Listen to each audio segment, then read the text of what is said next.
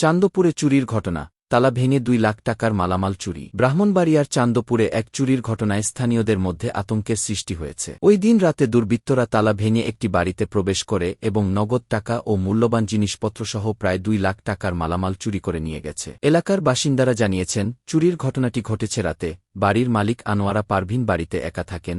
তার মা অসুস্থ হয়ে পড়লে মাকে দেখতে তার বাবার বাড়ি ময়মনসিংহে যান। ৭ দিন পর বাড়িতে এসে দরজার তালা ভাঙা দেখে আমাদেরকে ডাকলে এসে দেখি ঘরের তালা ভাঙা এবং নগদ টাকা, স্বর্ণালঙ্কারসহ বিভিন্ন মূল্যবান জিনিসপত্র নিখোঁজ। স্থানীয়রা জানিয়েছেন, ওই এলাকায় কিছুদিন ধরেই সন্দেহজনক কার্যকলাপ দেখা যাচ্ছিল। পরে আনোয়ারা পারভিন ব্রাহ্মণবাড়িয়া সদর মডেল থানায় একটি অভিযোগ করেন। এ ব্যাপারে তদন্তকারী অফিসার এসআই পুষণ জানিয়েছেন, পুলিশ চুরির ঘটনা তদন্ত করছে এবং এর সাথে জড়িত ব্যক্তিদের চিহ্নিত করার চেষ্টা চলছে। আমি আমার বাড়িতে চলে যাই, বাড়ি থেকে আসার পর দেখি আমার ঘরের আপনার সবকিছু আপনার করে নিয়ে গেছে এরা।